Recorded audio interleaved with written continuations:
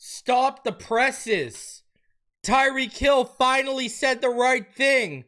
Oh my Lord, he must have been listening to us when we heard him talk about getting 2K yards on his Twitch stream, because I'm flabbergasted. We'll talk about that. Also, we'll have an update on the Jalen Ramsey situation, and I'll give you my top storylines heading into Miami Dolphins minicamp, which begins this Tuesday, June the 10th.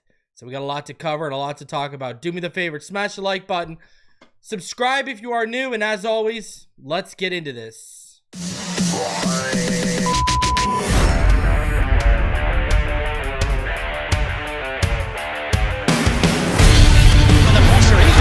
Loses the football. The touchdown. Got it. You have got to be kidding me. Jalen Waddle has a Dolphin touchdown. And he will score. Field down the near side, man open. Touchdown.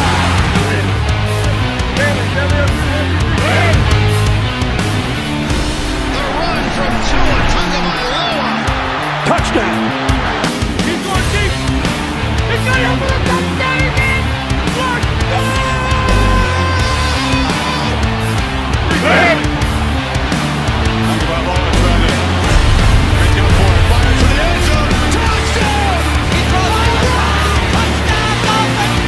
Beautiful day to be a Dolphin fan. Let's go!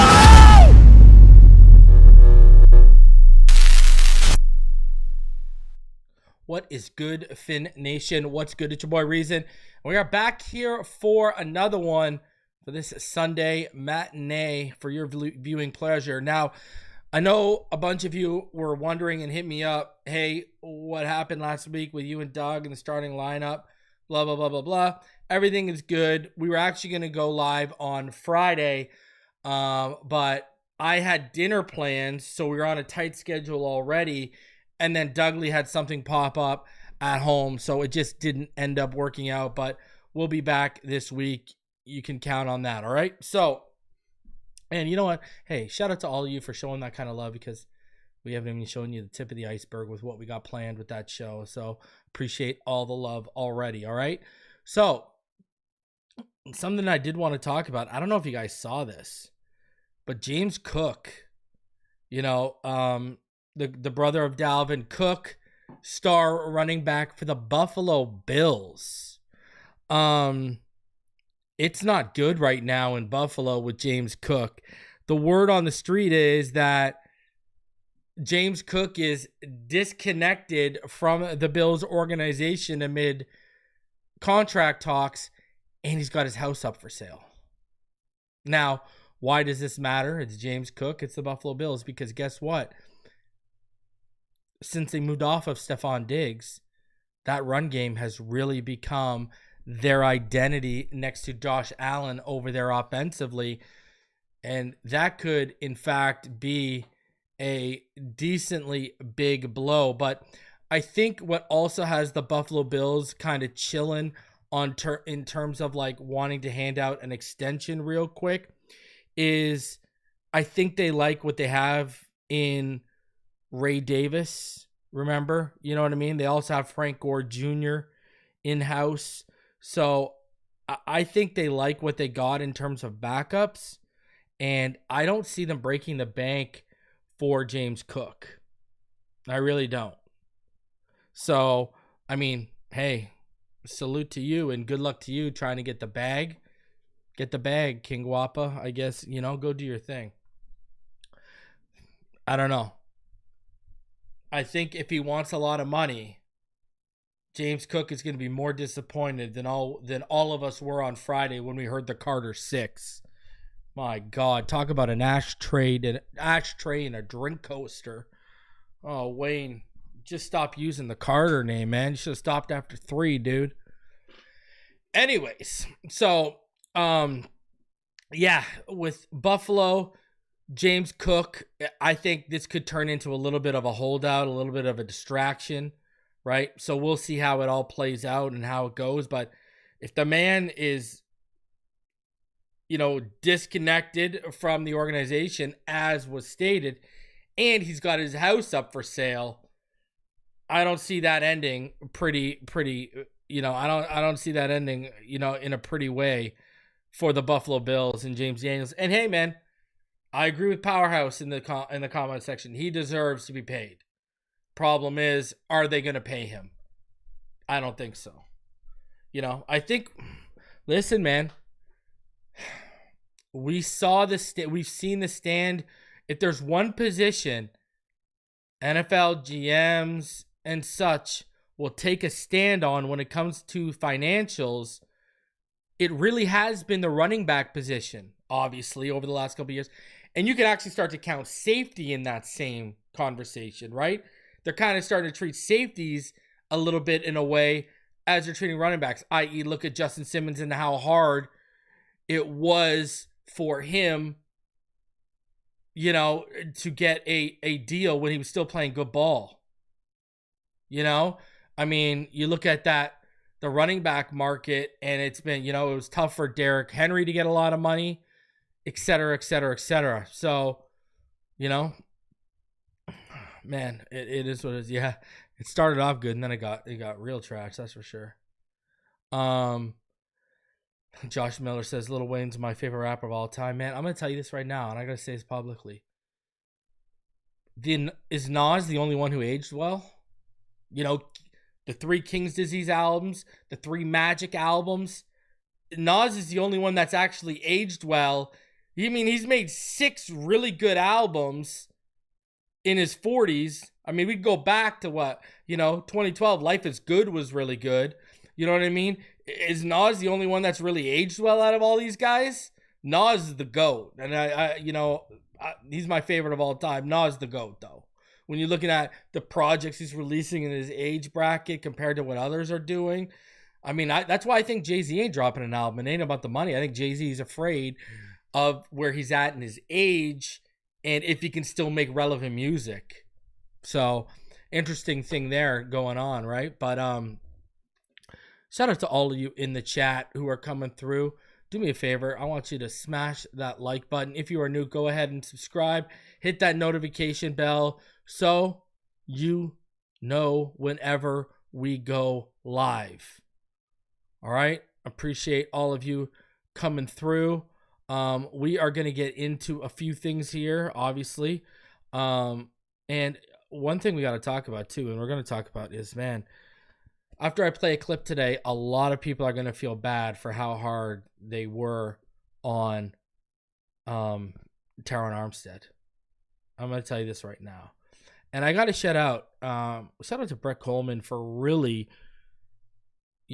spearheading this movement against Catapult Sports. You guys hear me talk about Catapult Sports all the time. And there's a reason why I ask you guys. The only shows I really ask you more than one time to donate on are usually my film breakdown shows. And there's a reason why, especially the collegiate ones, because you get claimed by XOS Digital Sports, but that's actually owned by Catapult. Now, Catapult is where, it has a massive database. You can go back 6 years, and every collegiate team you can find, they're all 22. I've had access to it for over, 3 or 4 years now. I've also got multitude of hard drives with film whenever, because I've told you Catapult changed their whole thing up where they don't allow you to screen record anymore. They kind of went the Netflix way to try and take away people from screen grabbing and using stuff on Twitter. I mean, people block Catapult on Twitter because they'll have Twitter accounts shut down over using collegiate film. Like, they're ruthless, man. I talked to the president of the company about 5 years ago when they were hitting me, talking about how I was promoting these guys. Like, what's the deal? They don't play games. Anyway, shout out to Brett Coleman because they took down a bunch of his video. They hit him. What they do is they don't take your video down. They demonetize you. So what that means is all the ad revenue made for that video goes to them. And it don't matter if you use 3 seconds or 3 minutes. You can use a 3-second clip. If they catch it and they demonetize you, you can have a 60-minute show. 59 minutes and 57 seconds are spent on something totally opposite topic. And those 3 seconds, they'll take all your ad revenue for the video. They're ruthless. So YouTubers are starting to fight back against Catapult, and I think it's gonna start with Brett Coleman. So shout out to him, because I know all my dedicated viewers have heard me talk about this situation for so long. So I wanted to give him out. I wanted to give him a shout out, because I mean, he's spearheading it for us. My God.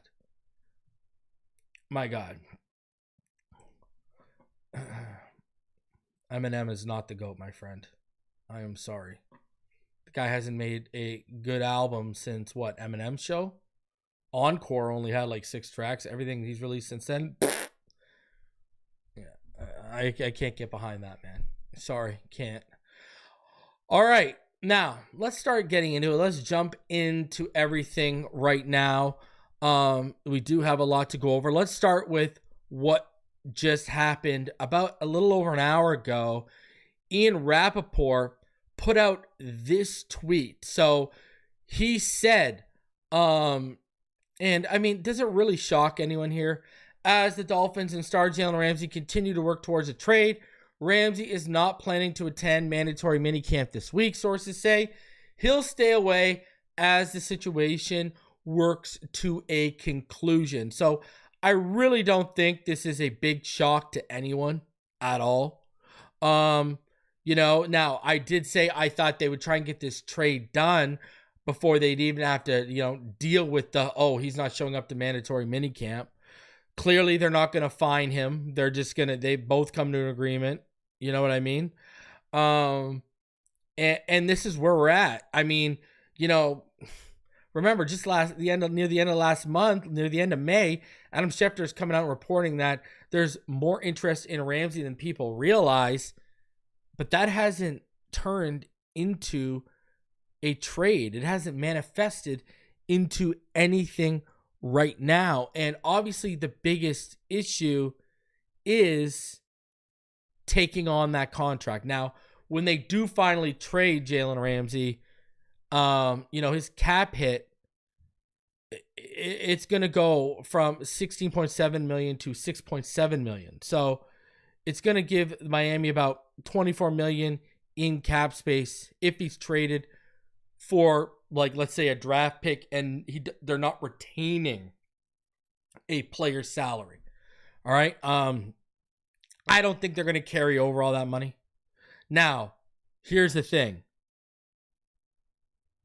Ramsey is going to account for about 18 million in dead money against Miami's cap in 2026 when he's traded.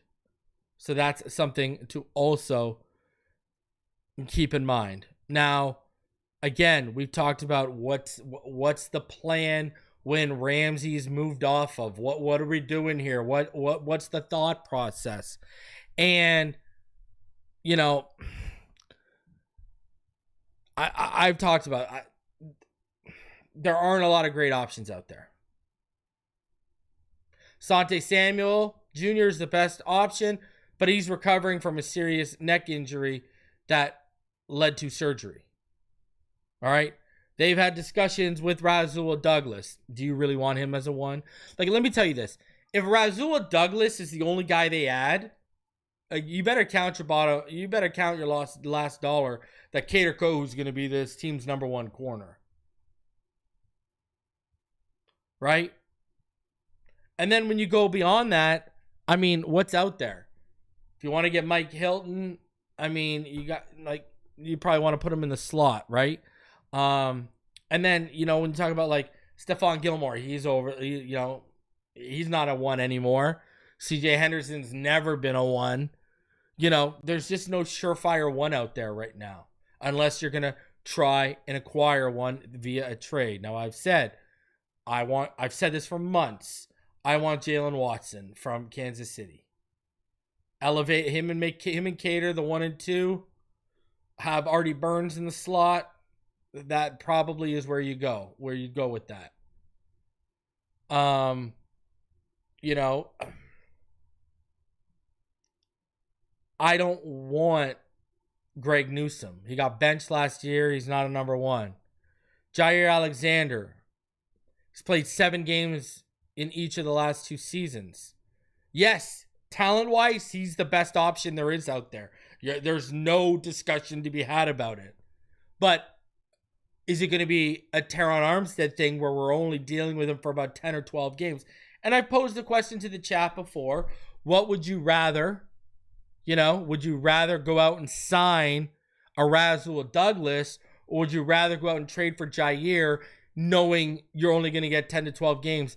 And pretty much everyone was in agreement that they'd rather the 10 or 12 games from Jair Alexander.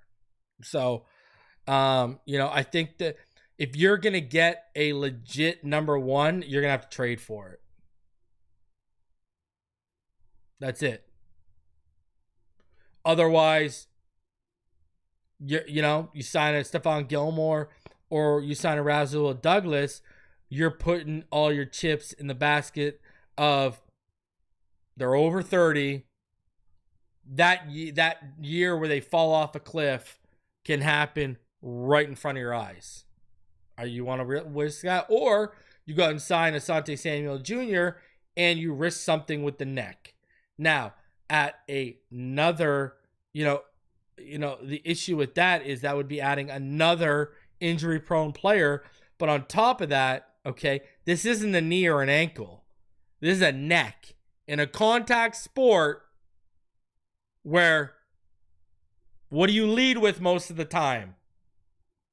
Even if you lead with your shoulder, that's still going to impact your neck, right? Guys get caught leading with their head. That's dangerous stuff, man. Because not only if he re-injures it, will it probably shut him down, the kid will probably start contemplating retirement. You don't mess around with necks. My oldest daughter is in, both of my daughters are in dance. My oldest daughter loves doing gymnastic stuffs around the house. And I tell her all the time, just be careful of your neck. I don't care what you do, but just always watch your neck. You only got one of those, and this ain't like a broken arm where it's going to heal the same. You break that neck and it impacts the spine. Now, obviously, I don't tell her in this great detail, but I'm telling you. So, Asante Samuel Jr., oof. And we're already banking on James Daniels to come back and look like his pre-injury form, who's coming off an Achilles injury. Oh, boy. Talk about rolling the dice, So, but Jalen Ramsey, not a big surprise to anyone.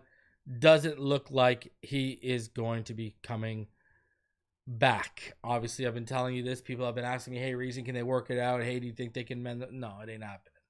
All right. And Tobin made a really good point when we were up here that I never even thought of. When was Mike McDaniel's breaking point? I mean, we saw him when he was asked about it, and he said, nothing's changed on my end, right? He's talking about where he stands with Ramsey. And we've seen him become very cold with Jalen Ramsey, whereas Tyreek Hill's getting away with everything but first-degree murder. And, don't worry, buddy, I'll take care of you. Let's get those 2,000 yards. I don't know. You tell me. I don't know what's going. I don't know what happened. So, I do know what happened, and I've told you what I've heard's happened. But what was McDaniel's breaking point? We know what Ramsey's breaking point was when he was, getting called out in team meetings and being made an example of, so McDaniel could show his team, hey, if I'm going to go after one of our best players, I'll come after you.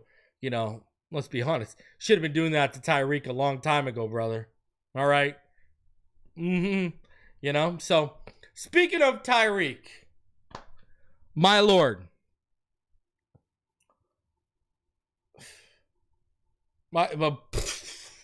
I'm still shocked he said what he said. I almost fell out of my chair when I heard it. I actually said to myself, was this guy watching my videos and my rants on this subject? I actually said that to myself out loud when I saw this clip I'm going to show you. I'm like, oh my God. Did he watch one of my videos and did I get through to him? Did his mom get through to him? Who got through to him? I want to know. As much as I want to know what McDaniel's breaking point with Ramsey is, I want to know who got through to Tyreek and what they said. Because I want to shake that person's hand. I'm telling you right now. You're saying, Reason, what are you talking about? Let me watch this. Now, it's a quick clip. It's 5 seconds. All right? So you're going to see a question up on the screen. This is from his Twitch. And he's asked about how many yards he's going to get this season. Listen to his answer. Don't be surprised if we come back from the video and I'm standing up clapping. Anyways, look at it. Check this out. I'm trying to win a playoff game, bro. Fuck that. What? Whoa. What? Let me clean the wax out. What did you say, Tyreek? I'm trying to win a playoff game, bro. Fuck that.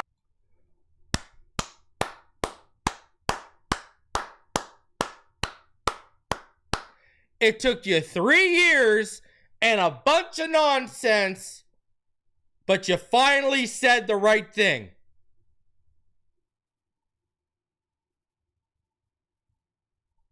I hope this is for real. I really do hope this is for real. Because the priorities... I hope this is for real, Tyreek. I hope you heard what I said. Where, brother, 2K yards, you don't win a playoff game. You think Dolphin fans are going to remember that? Now go win a Super Bowl. You'll be a god in Miami no matter what you do. And that goes for every player on the 53. I've been saying this. When I showed you guys this clip of him on the practice field and he said he's locked back in on the 2K, what did I go off about? I said, we're still doing this? This is deja vu. Brother, haven't you learned the 2K don't matter? It's about winning playoff games in Miami. Right? We're past the 70-point win over the Broncos. We're past the glitz and glamour of, the first 3 quarters of the 2023 season. We are past that now. Dolphin fans are about business now. And the business is winning a playoff game. We don't care how you get there. We don't care who gets us there. Just get us there. And shout out to Thomas Edison for creating the beep light bulb that went over this guy's head. It's about time. It is about time. M. Court says you didn't see that. He had his fingers crossed behind his back. Listen, I'm going to be honest with you. I take this a little bit more serious than his little spiel about whether he deserves captaincy or not, because we know in his own mind he thinks he deserves to be a captain. We know this 110%. Brother, forget everything you've said. All right? This is what I'm locked in on now. This is what this is what I'll pull up and go back to.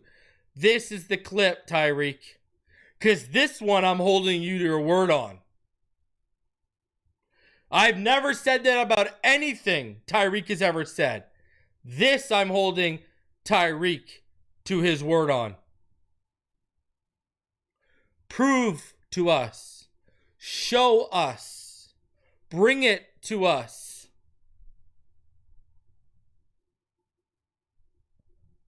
I mean, bravo for finally getting it right. Took you 3 years. Better late than never. I see the chats going off that. I see did Bradley Chubb finally clock him? Chubb probably picked him up by the back of his shirt and told him to be a man. Oh, every noodle's going in. Oh, Bradley Chubb. Oh, man, that's hilarious. But hey, man, this is the one. This is the one thing you've said, Tyreek, that I'm holding you to your word on. This ain't about saving face, because guess what? When you say something like that, that's what matters to us, is the playoffs. Tua could throw for 6,000 yards and 50 touchdowns and 10 interceptions. We lose the first playoff game. Who gives a flying you-know-what? Tyreek Hill can catch 2,000 yards and 20 touchdowns, and Jalen Waddle can have 1,800 yards and 15 touchdowns, accounting for 35 of Tua's 50. Who gives a you-know-what if we don't win a playoff game? Jonnu Smith can come back this year and have a better year than last year and break all his individual tight end season records in Miami. Who gives an F if we don't win a playoff game? Kader Kohu can have more interceptions than Xavier Howard did, a couple years ago, and we don't win a playoff game. Who gives an F? It goes for all the people out in 53. Mike McDaniel can look like he's made so much growth as a head coach. He can become the best play caller in the NFL. He can fix up his time management issues. We don't win a playoff game. You think we're going to talk about that? We're going to say, yeah, well, at least he cleaned up this, that, and that. But we didn't win a playoff game, so what did it really do for us? That's the reality of the situation. These guys could go out from the coach to the players, can have the most flawless, perfect, regular season you've seen since the 72 Dolphins. Don't win a playoff game? Well, what are we talking about? That's where we're at. Because the fact of the matter is, the honeymoon phase is over.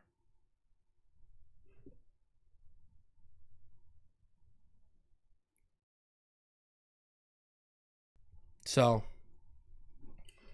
we'll see. We'll see. And I hope he's telling the truth. And I hope he means that. For the sake of all of us. And for the sake of this team's 2025 season. Real talk. All right. So, we're going to get into my top storylines heading into Miami Dolphins minicamp. But before we do, I got to play this clip from Terron Armstead. Now, if you did not see him on Nightcap with Shannon and Ocho, man, I want to play this clip. We've talked about Tyreek. We've talked about, Terron, and I've never actually hammered him over missing games during his tenure. Yeah, I knew how bad it was. I didn't know to the extent that he ended up telling Shannon and Ocho. But man, I'm going to play this clip. It's about 2 minutes. Listen to how this man's body was breaking down. All right? He's going to tell you why he didn't even practice last year. Check this one out. Terron, you walk away from the game. You're only 33. Linemen normally play there at 36, 37, 38. We saw Jackie Slater play 20 years. Yeah. And he retired at 40 plus. And we see linemen, especially, I don't know your injury history. That's why I'm going with this. Right. Why walk away from the game and all that cheddar out there? You see that money. Facts. It is. It's a lot of freshly printed money out there for sure. Yeah, it is. Yes, indeed. I got man, God bless me with so many great moments and great years and a great career. My injury history is extensive. It is. Yes. It is long, and I've been through it. And that's really the part for me is my body. I love this game. I mentally, cerebrally, I can play the game forever, but it's just physically, and I'm okay with saying that my body is slowing down its movements and abilities that I just can't perform at the same level. And I take so much pride in my film. Yeah, man. It has to look a certain way. Like every time I step on the field, it has to look Pro Bowl, all pro. Like that's the brand I want it to leave. So that's the standard. I never want to look like I'm out there getting whooped on. That can't happen. You know what? It takes a lot. It takes a lot of awareness, self-awareness at that for a player of your caliber or any player that's played in the NFL, that's played at a high level to understand when it's time to call it quits. Most of the time we'll ride the car till the wheels fall off, with no regard for, I don't look the same. At what moment did you realize that, I really don't have it to play at an all pro or Pro Bowl level anymore? What moment? Listen to what he says here. Yeah, I've been dealing with a knee since my third year in the league, but it's been with me for my entire career. So, man, I'll speak on this year alone. I didn't see a practice field like at all. And not because I didn't want to or the Dolphins just wanted me to rest. It's like I literally couldn't walk. You know, I couldn't, after a game on Sunday, I wouldn't be able to walk on my own, you know, under my own power until Wednesday, Thursday. So I was only able to play under the pain meds. I couldn't put any pressure on my knee. So it was like, I can't keep doing that to myself, man. Like, you know, man, that is crazy. Look at it. This guy had to take a bunch of meds to play on Sunday, and then he couldn't walk again on his own power till Wednesday or Thursday. That is crazy. And look at what he said. That knee injury has been affecting him since year 3. Year 3. Like, that is unbelievable. That, like, man, you know, you can say what you want about the guy. He's a freaking warrior. And even still, on just those meds, he was still a top 3, top 5 tackle when he did play. And again, that knee injury is 2015. We're talking about he played, think about this, all right? He played 9 seasons with that lingering injury. 9 seasons. And, you know, going back to Tyreek, that's what made Tyreek look even worse by quitting on this team.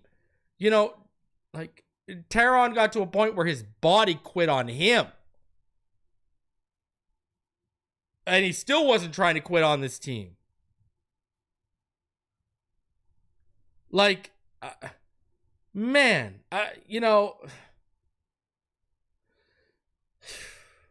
that's crazy, you know? And if you actually continue watching that, all right, I recommend you go watch. It's a good watch.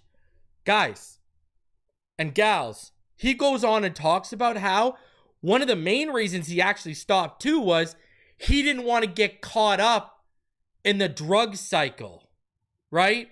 Shannon and Ocho talked to him about how they've known guys who played till 40 and they could only play with, you know, all those different pain meds and you get hooked.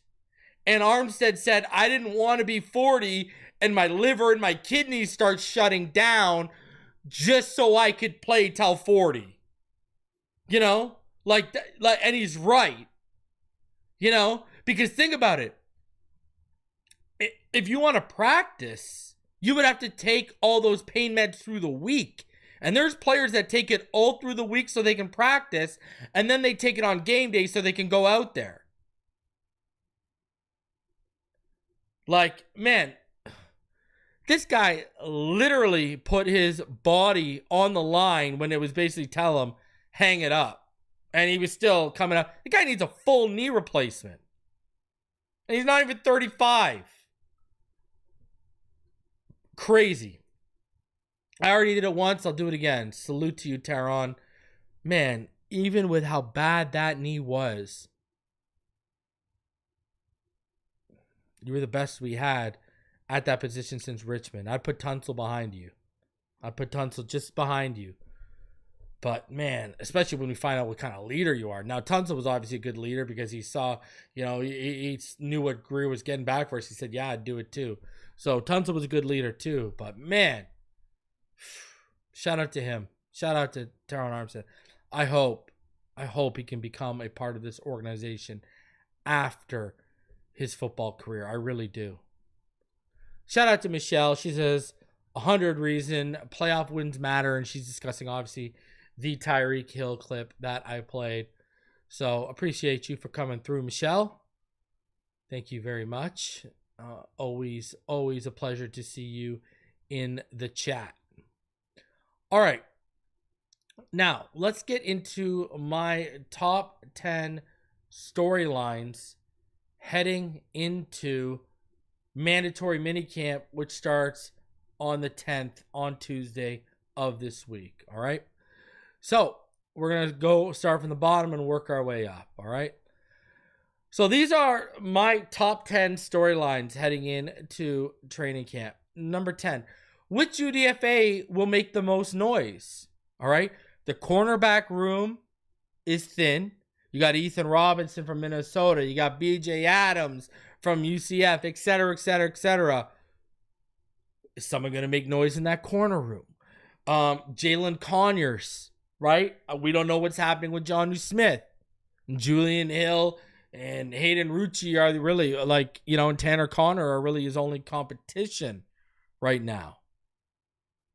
Right? Then you got wide receivers, Andrew Armstrong, Theo Weiss, et cetera, et cetera, et cetera.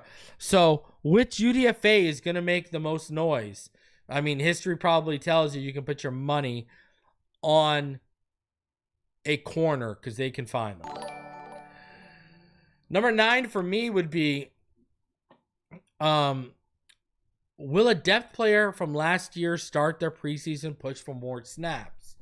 So Grayson Murphy, right? We know Grayson Murphy is a pressure magnet. Yeah, he was hurt, but really, who's going to be a depth player? Mo Kamara, right? Are you going to step up? I mean, we've already heard stuff about Willie Gay in the linebacker core, where we all think Jordan Brooks and Tyrell Dodson are the 1 and 2. Is Willie Gay going to be the one that pushes for more snaps? Is Storm Duck, who was more of a depth guy last year and a rotational piece, is he going to push for even more snaps this season, right? Is Patrick McMorris going to push for more snaps, right? So there's question, James Daniels, is Keon Smith going to push for more snaps because they've got him working out at guard right now? So, a lot of questions.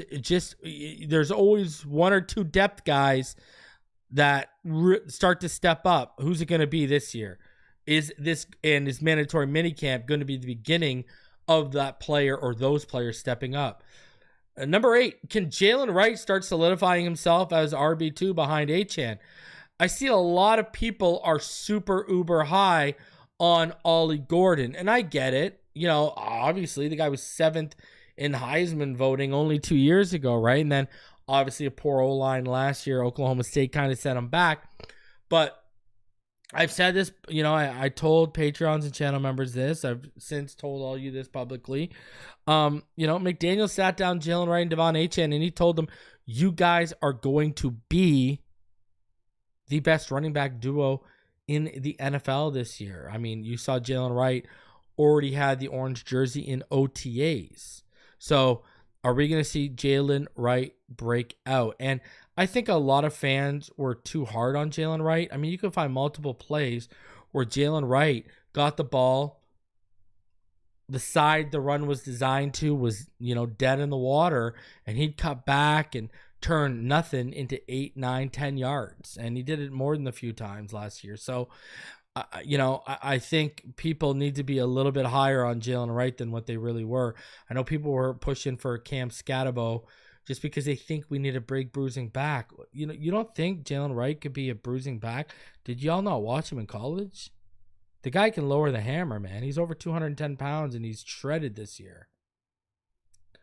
Number 7, how is the interior offensive line going to look without James Daniel ready for action? James Daniels didn't participate in OTAs from a snap standpoint, right? Working out on the sideline, rehabbing, et cetera, et cetera. He's probably not going to be good. Not probably. He's 99.9% not going to be taking snaps at mandatory minicamp as well. All right. So how are guys like Keon Smith, maybe Jonas Savaianaya getting reps into the side that James Daniels eventually going to settle in? How are Robert Jones and Liam Eichenberg and all these returning players going to look with no pads on, but without James Daniels ready for action? Because again, can we fully invest in the reporting we're going to get regarding the interior offensive line when it's not the starting unit? It's a good question. Number 6, will Patrick Paul start showing us he's ready to replace Terron Armstead? I'm not asking him to show us he's ready yet because the pads aren't on. But I want good takeaways with Patrick Paul coming out of mandatory minicamp. I mean, this is a guy a lot of us are going to have our eyes on. his play in terms of trying to fill the void Armstead's going to leave, along with James Daniels and how he's going to look returning from injury, those are going to be key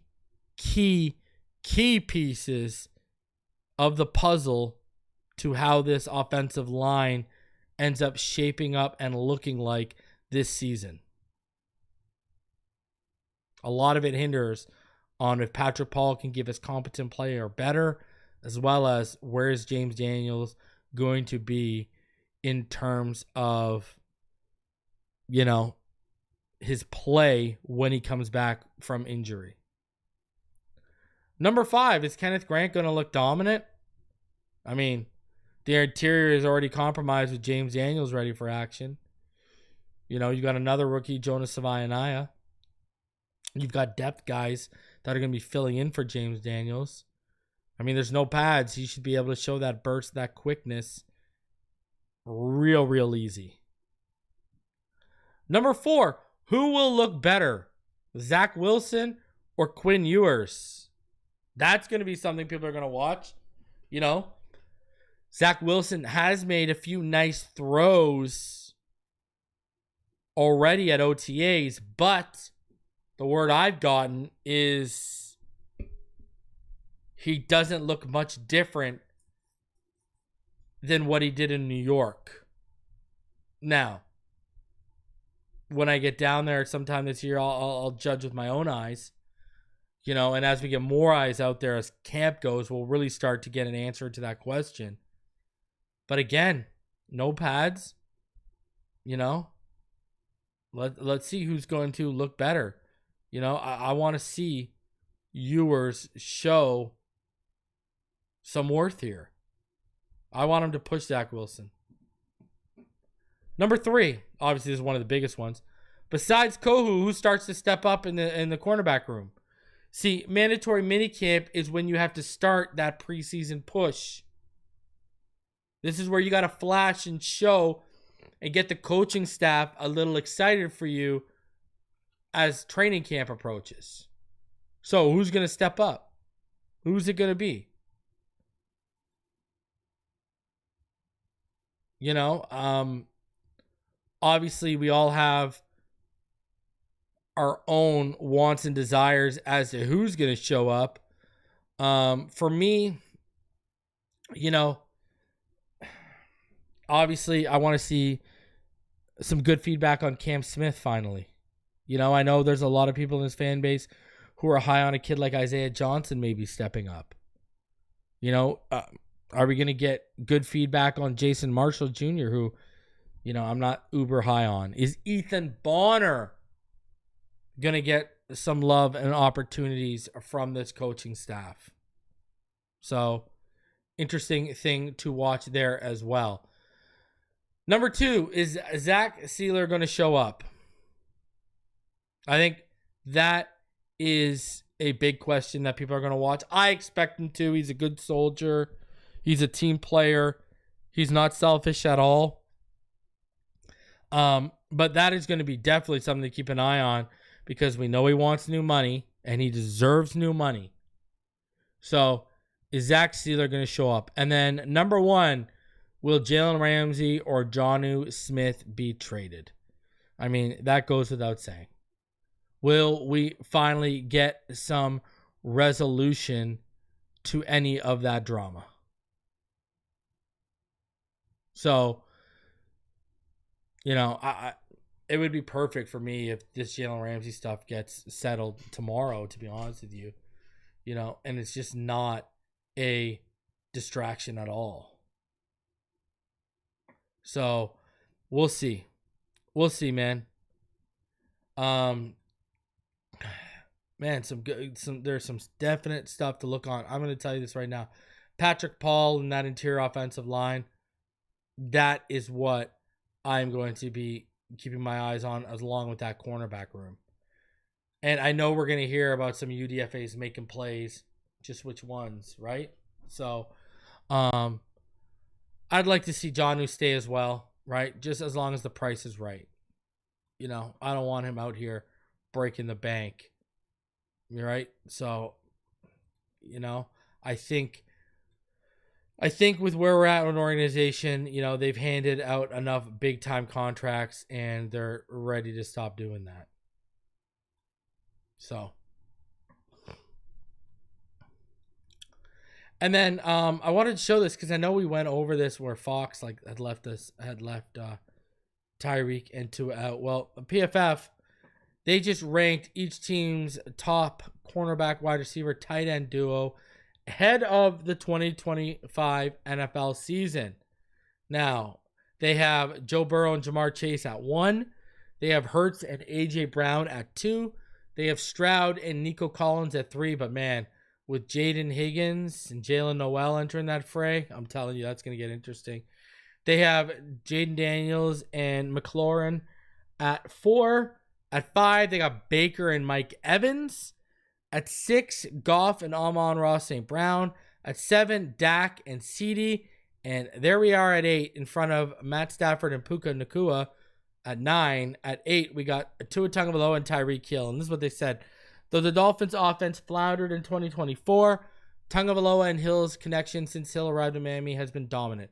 From 2023 to 2024, Tagovailoa's 93.9 PFF passer grade when targeting Hill is the highest mark of any of these quarterbacks in the top 10, including Joe Burrow when targeting Jamar Chase. However, 2024, the duo recorded just 694 yards, and Tagovailoa earned a 75.0 PFF passing grade. And just to round it out, so you can see 10 is Penix and London, 11 is Herbert and McConkey, Jordan Love and Jaden Reed, and then Mahomes and Rashee Rice, and Brock Purdy and Kittle, Trevor Lawrence and Brian Thomas, Lamar and Zay, Kyler and Trey McBride, Josh Allen and Khalil Shakur, J.J. McCarthy and Justin Jefferson, which is wild because J.J. hasn't thrown a pass yet, Geno and Brock, etc., etc., etc.